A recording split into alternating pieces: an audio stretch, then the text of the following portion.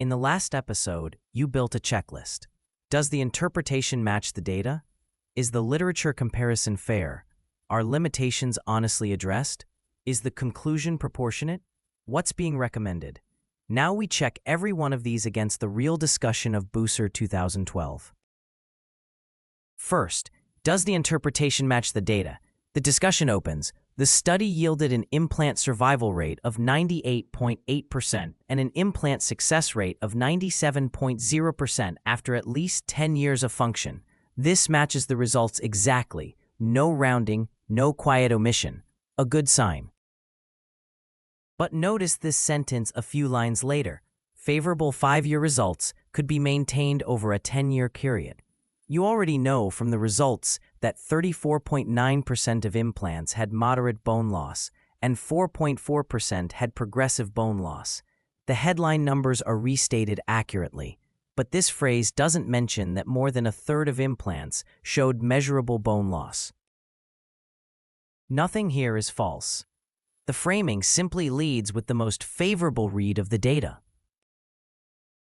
Second, is the literature comparison fair? The authors compare their 98.8% to older TPS surface studies, 95.3% at 5 years, 96.2% at 10 years, and claim better clinical outcomes for the modern moderately rough SLA surface. But they immediately add, it should be noted that the latter study included hollow-type implants. 5 fractures were observed. Both implant types were taken off the market. They name the confounding factor directly instead of letting the raw percentages speak alone. This is comparing literature responsibly, not cherry-picking.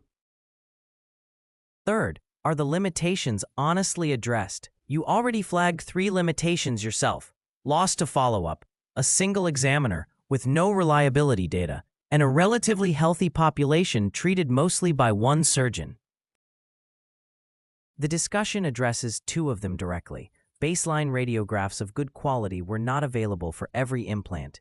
The amount of bone loss could only be estimated, and these excellent 10-year results were favored by the fact that roughly 70% of the implants were placed by a single, experienced implant surgeon.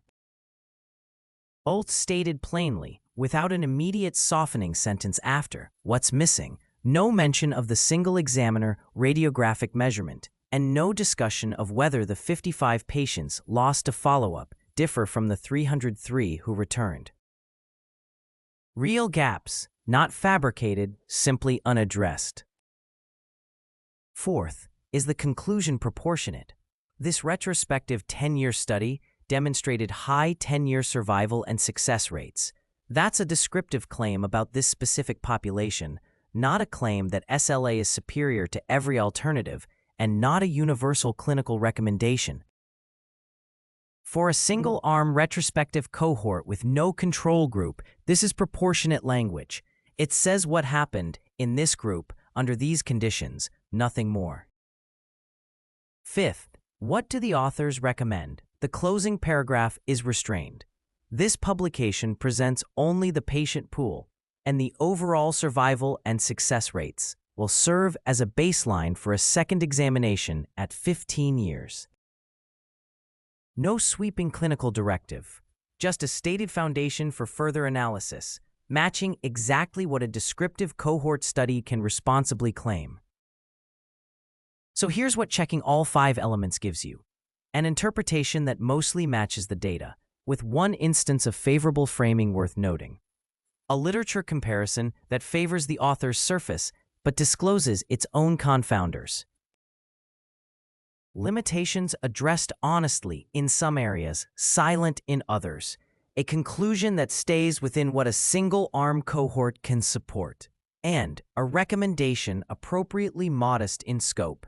This is a well-argued discussion, not flawless, but one where the gaps between data and interpretation stay small. You've now read every section of a real paper with real scrutiny. Next episode, we put it all together, one continuous walkthrough, start to finish. Episode 11, Putting It All Together. How to Read a Scientific Paper, Dental Depth.